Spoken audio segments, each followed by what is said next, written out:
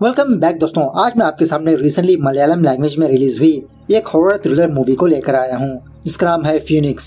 Movie के बारे में बात करें तो भाई साहब मुझे तो मूवी अच्छी ही लगी। इसे डिसेंट टाइप मूवी, हॉरर मतलब कोई शोर शराबा नहीं है इसमें, बस डिसेंट से चलती रहती है मूवी। तो चलिए बिना टाइम वेस्ट किए लेट्स स्टार्ट। उससे पहले लुटा दो प्यार फॉलो इंस्टाग्राम। इस मूवी की कहानी 1990 के दरमियान चलती है, जहाँ पर जॉन नाम के एक एडवोकेट बंदे को दिखाया जाता है। फिलहाल जॉन अपनी बीवी डेसी और अपने 3 बच्चों के साथ एक नए घर की तलाश में होता है। एक्चुअली जॉन की फैमिली पहले जहाँ पर रहती थी वहाँ पर कुछ कांडवान हो गया था, इट डजंट मैटर। लेकिन अब जॉन की फैमिली नए घर की तलाश में होती है। घर का ब्रोकर जॉन को काफी सारे घर दिखाने लगता है, लेकिन जॉन को एक भी घर पसंद नहीं आता। जॉन ब्रोकर से कहने लगता है, देखो मुझे ऐसा घर दिखाओ जहाँ पर नेबर्स बहुत ही कम हो, अगर नेबर्स होंगे तो उनसे कुछ न कुछ लोचा हो जाता है। सो ब्रोकर जॉन से कहने लगता है, सर आपके हिसाब से मेरे नजरिए में एक घर है, वो घर बीच के करीब में है, लेकिन 6 महीने का एडवांस पहले ही देना पड़ेगा। तो जॉन उस ब्रोकर को पहले घर दिखाने के लिए कहता है। सच में घर बहुत ही सुनसान एरिया में होता है, मतलब नेबर्स ज्यादा नहीं होते। ब्रोकर कहने लगता है कि सर जब से इस घर को बनवाया गया कोई भी इस घर में किराए पर नहीं आया, आप ही पहली फैमिली हो। पावर सप्लाई और टेलीफोन कनेक्शन नहीं है, मैं 2 दिनों में इंतजाम करवा दूंगा। इस तरह से जॉन अपनी फैमिली के साथ इस बीच वाले घर में शिफ्ट हो ही जाता है। रात होने के बाद जॉन का बेटा टिट्टू खिड़की के पास आकर अपनी माँ से ये पूछने लगता है कि वो चिड़िया क्यों रो रही है माँ। टिट्टू की माँ डेसी कहने लगती है शायद उसका साथी वापस नहीं आया घर अभी तक, इसलिए वो रो रही होगी। जॉन की दूसरी बेटी का नाम होता है लिडिया, जो एक ब्लाइंड लड़की होती है। दूसरी लड़की का नाम होता है मरिया। डेसी अपने बच्चों को सुलाते हुए लिडिया से कहने लगती है, देखो बेटा ये घर तुम्हारे लिए नया है, अगर आधी रात को तुमको कोई जरूरत हो तो मुझे आवाज लगा लेना। इस तरह से अपने तीनों बच्चों को सुला देती है। सुबह होने के बाद टिट्टू पेड़ के नीचे खड़े रहकर अपने पापा जॉन से पूछने लगता है कि पापा कल रात वो चिड़िया बहुत जोर जोर से चिल्ला रही थी, अब क्यों नहीं चिल्ला रही। जॉन अपने बेटे टिट्टू की बातों पर इतना ध्यान नहीं देता। उसके बाद जब जॉन अपने ऑफिस जाकर वापस अपने घर पर आता है तो इसके घर के दहलीज के पास एक लेटर पड़ा होता है और इसके ऊपर ये लिखा होता है to Freddy Paradise Villa. John यही समझने लगता है कि शायद पोस्टमैन ने गलती से ये लेटर मेरे घर में डालकर चला गया। इस तरह से इस लेटर को इग्नोर करके एक किताब के अंदर रख देता है, अगर कोई आएगा तो उसको दे देगा। खैर उसी रात वो अंधी लड़की लिडिया को ढंग से नींद नहीं आती। आधी रात को अपनी नींद से जागकर हॉल में जाने लगती है और वो भी बहुत ही मुश्किल से। मैं यही सोच रहा था कि बेचारी सुसु करने के लिए जा रही होगी, लेकिन ये बेवड़ी लड़की मिरर के सामने बैठकर बिंदिया लगाने लगती है अपने माथे को। शायद बेचारी ने सोचा होगा कि सुबह हो गई होगी। खैर तभी हम उसी मिरर में एक अजीब की लड़की को देखते हैं। अब लिडिया को तो आंखें नजर नहीं आती ना, तो वो देख नहीं पाती। तभी जॉन हॉल में आकर लिडिया को देखकर इसे समझा बुझाकर उसके रूम में ले जाकर सुला देता है। थोड़ी देर के बाद वो चिड़िया जोर जोर से चिल्लाने लगती है और वो भी नॉन स्टॉप। सुबह होने के बाद ये चिड़िया मर चुकी होती है। टिट्टू इस मरी हुई चिड़िया को देखकर बहुत अफसोस करने लगता है और उसी जगह पर इस चिड़िया को दफना भी देता है। उसके बाद जब जॉन वापस अपने ऑफिस जाने लगता है तो दोबारा इसके दहलीज के पास वही लेटर इसको नजर आता है। सेम इस लेटर के ऊपर भी वही लिखा होता है। जॉन थोड़ा बाहर जाकर एक दुकान वाले बंदे से यही पूछने लगता है, क्या आसपास में यहाँ पर कोई फ्रेडी नाम का बंदा है। दुकान वाला बंदा कहने लगता है, नहीं सर यहाँ पर ऐसा कोई बंदा है ही नहीं। और थोड़ा आगे जाने पर जॉन को वो पोस्टमैन नजर आता है। पूछने लगता है कि हर दिन तुम फ्रेडी के नाम पर आया हुआ लेटर मेरे घर में क्यों डाल रहे हो। पोस्टमैन कहने लगता है, अरे सर फ्रेडी नाम का कोई लेटर मैंने देखा ही नहीं, और उसी तरह अभी तक मैंने आपके घर को कोई लेटर डाला भी नहीं। उसके बाद जब जॉन वापस अपने घर पर आता है तो दोबारा जॉन को वही लेटर नजर आता है। इस बार जॉन बाकी लेटर्स को बाहर निकालकर एक के बाद एक इन लेटर्स को पढ़ने लगता है। एक्चुअली ये लेटर्स लिखने वाली एक लड़की होती है। इसमें लिखा होता है कि फ्रेडी तुम कब वापस लौट कर आ रहे हो, मैं तुम्हारा ही कब से इंतजार कर रही हूँ। मैं अभी तक हमारी पुरानी यादों के साथ जिंदगी गुजार रही हूँ। जब तुम वापस आओगे तो मैं हमारे अतिथियों से मिलवाऊंगी। कल हमारे अतिथि का बर्थडे था, लेकिन सारे लोगों ने उस अतिथि का बर्थडे भूल गए। वो अतिथि बहुत दुखी हो गई थी। उसी वक्त जॉन की बेटी मरिया जॉन को खीर लाकर देती है। जॉन पूछने लगता है कि आज क्या स्पेशल है। मरिया कहने लगती है, अरे पापा कल मम्मी का बर्थडे था, हम सारे लोग भूल गए। माँ बहुत दुखी हुई। ये सुनने के बाद जॉन शॉक में रह जाता है, क्योंकि इस लेटर में भी बर्थडे का ही जिक्र है। उसके बाद जॉन अपनी बीवी पर शक करने लगता है। सोचने लगता है क्या वो लेटर से इसकी बीवी रख रही है या तो फिर चुप चुप के कोई हमारे घर पर आ रहा है। इस तरह से दूसरे दिन से जॉन अपनी बीवी पर और उसी तरह अपने घर पर कड़ी से कड़ी नजर रखने लगता है। ऑलमोस्ट आधी रात तक भी जॉन जगा रहता है, टॉर्चलाइट लेकर इधर उधर घूमता। दोबारा सुबह सवेरे होने के बाद जॉन अपने घर के दहलीज पर बैठा रहता है, यही देखने के लिए कि शायद कोई अनजान बंदा घर पर आकर लेटर डाल रहा हो। थोड़ी देर के बाद एक न्यूज़पेपर वाला बंदा इसके घर में न्यूज़पेपर डालकर जाता है। जब जॉन उस न्यूज़पेपर को लेने के लिए थोड़ा आगे बढ़कर वापस अपने घर में आने लगता है तो दहलीज के पास ऐसा ही एक लेटर पड़ा होता है, टू फ्रेडी पैराडाइज विला। ये देखकर जॉन शॉक में रह जाता है। जॉन यही सोचने लगता है कि बिना घर पर कोई आए ये लेटर यहाँ पर कैसे आया। खैर उसके बाद जॉन अपने फ्रेंड अमीर से मुलाकात करके इन्हीं लेटर्स को दिखाकर इसके बारे में बताने लगता है। जब से हम उस घर में गए हैं कुछ न कुछ अजीब सी घटनाएं हो रही है।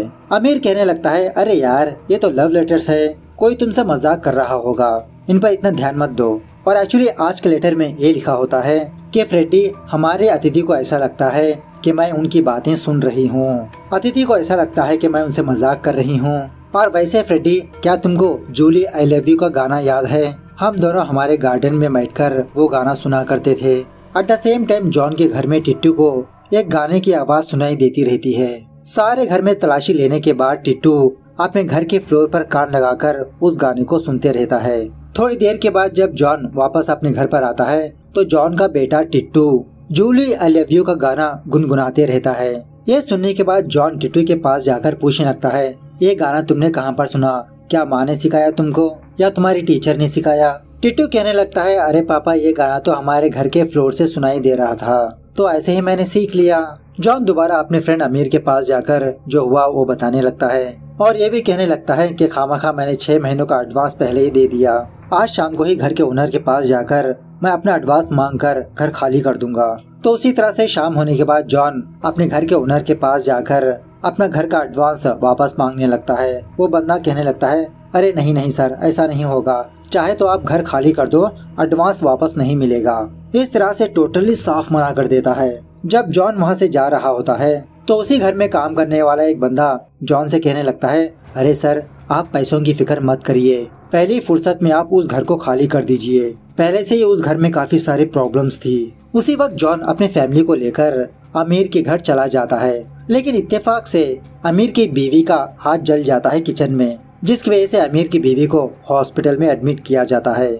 शॉकिंगली जॉन अमीर के घर में वही लेटर को देखता है जो इसके घर पर आया करता था। ये लेटर देखने के बाद इसके तो होश ही उड़ जाते हैं। उसके बाद जॉन हॉस्पिटल पर जाता है अमीर से मुलाकात करने के लिए। कहने लगता है कि तुम्हारी बीवी का हादसा मेरी वजह से ही हुआ है, ये सब उस आत्मा का ही खेल है। वो आत्मा मेरी फैमिली को फॉलो कर रही है। मैं उस घर को छोड़कर तुम्हारे घर पर रहने के लिए आया, लेकिन फिर भी उस आत्मा ने मुझे नहीं छोड़ा। ये देखो, मुझे ये लेटर तुम्हारे घर पर ही मिला। इस लेटर में ये लिखा होता है, अगर तुम एक बार मेरी अतिथि बन गए तो हमेशा के लिए मेरे अतिथि हो। जॉन अमीर से कहने लगता है कि मैं जहाँ पर भी जाऊँ ये आत्मा मेरा पीछा करती है, इसलिए मैं वापस उसी घर पर चला जाऊंगा। शायद मेरी वजह से दूसरों को नुकसान पहुंच सकता है। उसके बाद जॉन और अमीर ये डिसाइड कर लेते हैं कि ये फ्रेडी कौन है, इसके बारे में इंक्वायरी करेंगे। सो दूसरे दिन कुछ लोगों के पास जाकर फ्रेडी और इसके घर के बारे में थोड़ा पूछताछ करने लगते हैं। एक बंदा कहने लगता है, अरे सर, पहले तो यहाँ पर बहुत ही कम घर हुआ करते थे। 1980 में यहाँ पर एक बहुत बड़ा तूफान आया था। उस वक्त और काफी सारे घर उजड़ गए।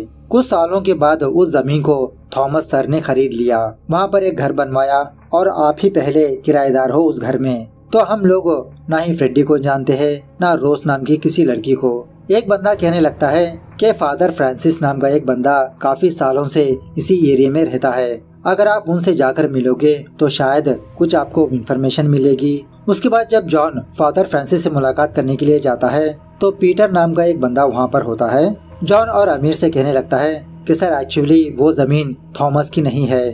थॉमस उस जमीन को कब्जा करके वहाँ पर घर बनवाया, झूठे डॉक्यूमेंट्स बनवाए।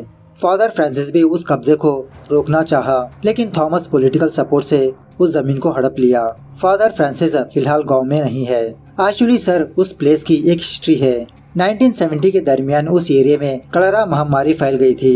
काफी सारे लोग मरने लगे थे।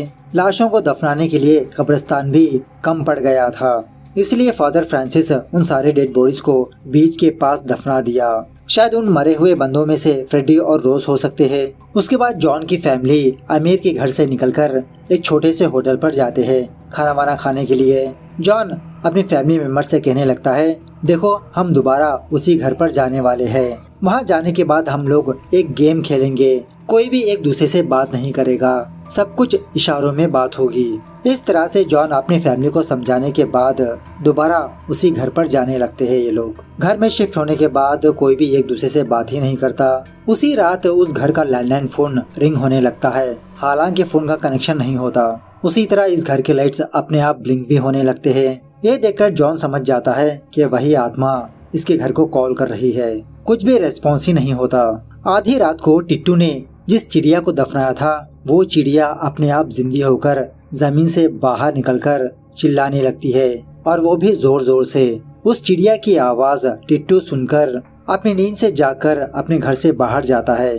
तो टिट्टू ये देखता है कि इसके घर के बाहर काफी सारे कब्र है, और एक्चुअली क्रिश्चियंस क्रॉस के ऊपर एक घंटी बनते हैं ना, अगर अंदर कोई जिंदा हो तो घंटी बजाए, तो वो सारी की सारी घंटियां अपने आप हिलने लगती है। दूर पर टिट्टू को एक अजीब की लड़की नजर आती है जो बैठकर घुट घुट के रो रही होती है।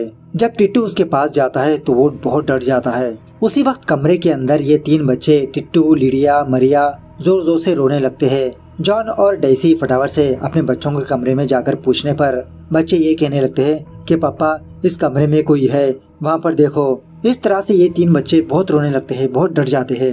सुबह होने के बाद जॉन को दोबारा अपने घर के पास एक और लेटर मिलता है, और इस लेटर में ये लिखा होता है, फ्रेडी हमारे अतिथि मुझे समझ नहीं पा रहे, मुझसे लुपा छुपी का गेम खेल रहे हैं। अब मुझे उनके ऊपर बहुत गुस्सा आ रहा है। हमारे अतिथियों को पता नहीं कि मैं क्या कर सकती हूँ। ये लेटर पढ़ने के बाद जॉन बाथरूम में जाकर बहुत रोने लगता है। उसी वक्त टिट्टू को बुखार आने की वजह से इसको हॉस्पिटल पर ले जाया जाता है। बाद में जॉन एक लोकल चर्च के फादर से मुलाकात करता है। फ्रेडी और रोज के बारे में पूछने लगता है। वो फादर कहने लगता है कि ऐसे नाम वाले तो हमारे चर्च के रजिस्टर में भी मौजूद नहीं है, मैं दूसरे चर्च में भी इंक्वायरी कर देखता हूँ। उसी वक्त टिट्टू को चेकअप करने वाला वो डॉक्टर इस चर्च के फादर को कॉल करके बताने लगता है, और जॉन अपने बेटे को मेरे पास लेकर आया। मैंने टिट्टू का ब्लड टेस्ट किया, मुझे लगता है कि टिट्टू को कोई मामूली बुखार नहीं हुआ, कुछ अलग तरह की बीमारी लगती है मुझे। जब तक फाइनल रिपोर्ट्स नहीं आ जाते तब तक कोई भी जॉन के घर के पास ना जाए। उसी रात जॉन का घर का फोन रिंग होने लगता है। फोन पिक करने पर वो चर्च का फादर होता है। एक्चुअली तब तक फोन की लाइन आ चुकी होती है। वो फादर जॉन से कहने लगता है कि 1970 में फ्रेडी और मार्गरेट नाम के 2 बंदों की एंगेजमेंट हुई थी। मतलब ऐसा एक पुराने रजिस्टर में होता है। फ्रेडी का एड्रेस तो मेरे पास नहीं है, लेकिन मार्गरेट का एड्रेस मेरे पास है। इस तरह से जॉन को मार्गरेट का एड्रेस देने लगता है। उसके बाद जब जॉन की फैमिली डिनर कर रहे होते हैं, तभी जॉन की बेटी मरिया के बॉडी में रोज की आत्मा आकर जॉन से पूछने लगती है कि मेरा फ्रेडी कहाँ पर है, मेरे फ्रेडी को मेरे पास कब लाओगे। इस तरह से मरिया बहुत ही भयंकर आवाज में बात करते हुए रोज की आत्मा मरिया की उंगली तोड़ देती है। जॉन रोज की आत्मा से कहने लगता है कि प्लीज मुझे 1 दिन का वक्त दो, मैं तुम्हारे फ्रेडी को तुम्हारे सामने लाकर रख दूंगा, प्लीज मेरी बेटी को छोड़ दो। तो तब जाके मरिया नॉर्मल होती है। दूसरे दिन जॉन मार्गरेट के पास आकर फ्रेडी के बारे में पूछने लगता है कि मुझे तुम्हारे हस्बैंड फ्रेडी से मिलना है। मार्गरेट जॉन को एक जबरदस्त ट्विस्ट बताने लगती है। एक्चुअली मेरी और फ्रेडी की एंगेजमेंट हुई थी, लेकिन हम दोनों की शादी नहीं हुई। हम दोनों की शादी होने से पहले फ्रेडी नजर नहीं आया। अब वो कहाँ पर है मुझे नहीं पता। अब इसी दरमियान में जॉन को ये बात पता चलती है कि फादर फ्रांसिस वापस अपने गांव आ चुका है। तो जॉन और अमीर फादर फ्रांसिस के पास जाकर अपने घर में जो हो रहा है वो लेटर्स सबके बारे में बताने लगता है। फादर फ्रांसिस हंसते हुए जॉन से कहने लगता है, अच्छा अब फाइनली रोज लौट कर आ गई, मुझे पता था वो कभी न कभी जरूर वापस आएगी अपने फ्रेडी के लिए। इस तरह से इन दोनों को जो हुआ वो बताने लगता है। इस तरह से सीन 1970 के दरमियान में शिफ्ट होता है। एक्चुअली फ्रेडी चेन्नई में अपनी पीएचडी की पढ़ाई कर रहा होता है। अब हॉलीडेज होने की वजह से फ्रेडी वापस अपने गांव पर आता है। इसी दरमियान में फ्रेडी के पेरेंट्स फ्रेडी के लिए रिश्ता ढूंढ रहे होते हैं, लेकिन फ्रेडी हर एक लड़की को रिजेक्ट करते रहता है। इसी दरमियान में एक दिन फ्रेडी इत्तेफाक से रोज नाम की एक लड़की को देखता है।